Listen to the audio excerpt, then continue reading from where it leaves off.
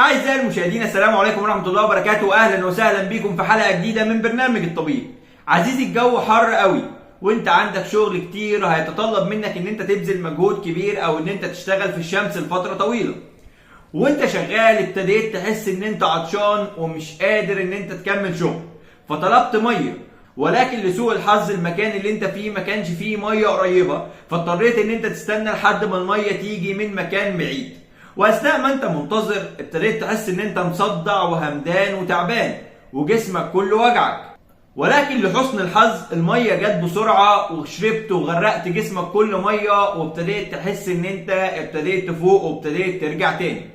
وعلى ما روحت بالليل ابتديت تحس ان انت همدان وجسمك مكسر وتعبان جدا ومش قادر تعمل حاجة. خدت دش وعلى طول اترميت على السرير ونمت وما حسيتش بأي حاجة خالص. السؤال هنا بقى يا عزيزي، ايه هو اللي حصل؟ ايه هو اللي خلاك تعبان ومرهق؟ وايه هو اللي خلاك تعبان ومرهق بالذات لما روحت بالليل وخلاص انت خلصت شغل؟ وازاي اتفادى ان ده يحصل لي؟ يا عزيزي، ان اللي حصل ده حاجة في الطب بنسميها باسم الاجهاد الحراري. الاجهاد الحراري يا طبيب، هو في حاجة اسمها كده؟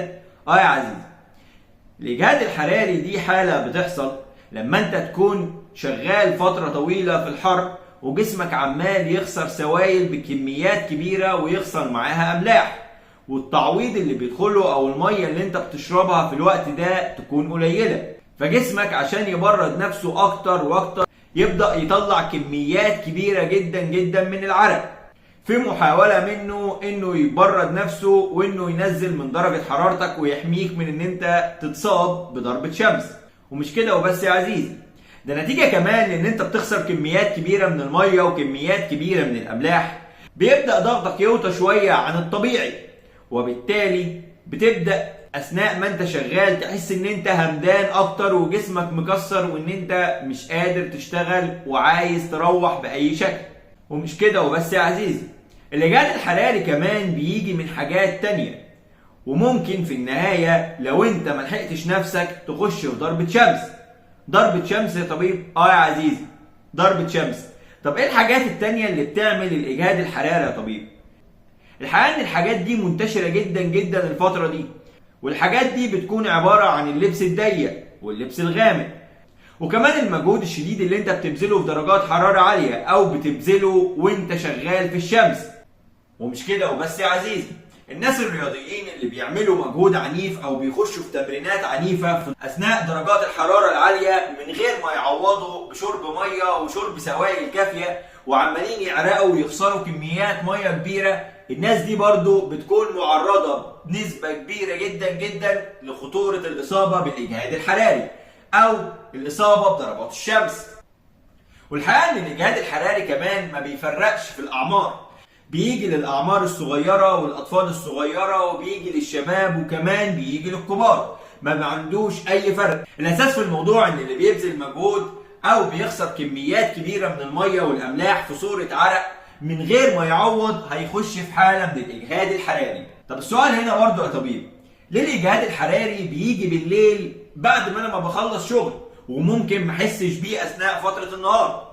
الحقيقة يا عزيزي إن الإجهاد الحراري اللي بيجي لك بالليل بيجي لك بسبب الحرارة المتراكمة أو الحرارة اللي أنت متعرض لها بشكل مستمر طول النهار، واللي بتخلي جسمك يخسر كميات كبيرة من العرق والأملاح، وانت بتعوض، ولكن التعويض اللي انت بتعوضه من المية ما بيكونش كافي، فالخلايا برضو بتفضل حاسة بإحساس عطش. ومش كده وبس، ده أثناء ما كل ده بيحصل بيبدأ كمان ضغطك يوطى شوية، ولو ضغطك وطي شوية انت هنا بتبدأ تحس ان انت مجهد حتى وانت شغال، وبتبدأ تحس بصداع بسيط. مش كده وبس يا عزيزي، الخطر الاكبر بيكمن في ان انت لما بتبدا تحس بالصداع وتبدا تحس ان انت عندك اعراض ان ضغطك واطي، بتبدا تتجه لان انت تشرب قهوه وتشرب شاي من غير ما تعوض كميات كافيه من الميه.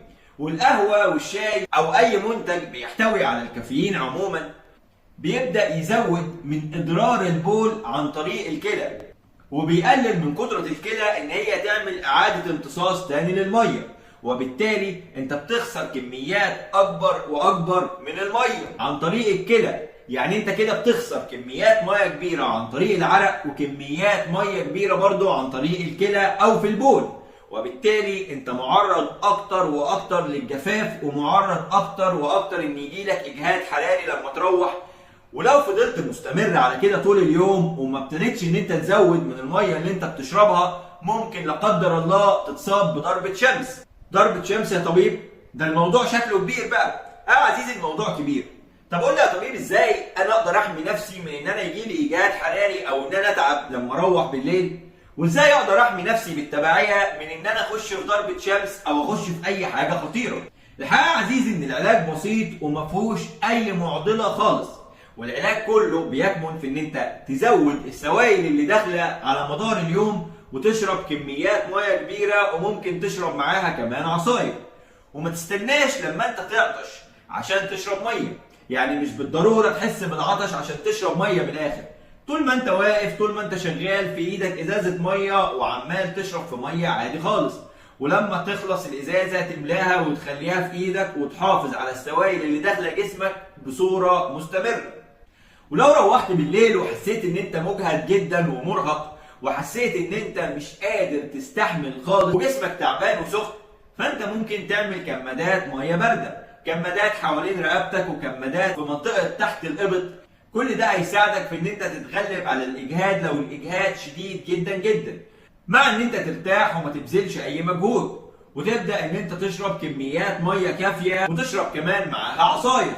ولو لا قدر الله وانت شغال ابتديت تحس ان انت عندك صداع شديد، وان انت دايخ وعايز ترجع، او اوريدي ابتديت ترجع، وان انت بعد ما كنت شغال في درجات حراره عاليه جدا وجسمك عمال يطلع كميات عرق شديده، ابتدى العرق اللي بيطلع ده يقف، وابتديت تحس ان انت حراره جسمك عاليه جدا، فانت على طول تفهم في اللحظه دي ان انت كده دخلت في اعراض ضربه شمس، وان اول حاجه تعملها هو ان انت تكلم الاسعاف، وان الناس اللي حواليك او انت واقف يبداوا يعملوا لك كمادات ميه بارده، ويبداوا يغرقوك بميه بارده لحد ما الاسعاف ما تيجي وتنقلك على المستشفى، وان الموضوع دلوقتي ما ينفعش يستنى. في النهايه يا عزيزي، لو انت من الناس اللي بتشتغل في درجات حراره عاليه وبتبذل مجهود كبير، او الناس اللي بتشتغل في الشمس، فانت لازم تحافظ بشكل او باخر على ان جسمك يكون رطب، وان الميه تكون حواليك وتكون سهل ان انت توصل لها. وما تنساش كمان تعمل لايك وشير واشتراك في القناه لو انت على يوتيوب. سلام عليكم.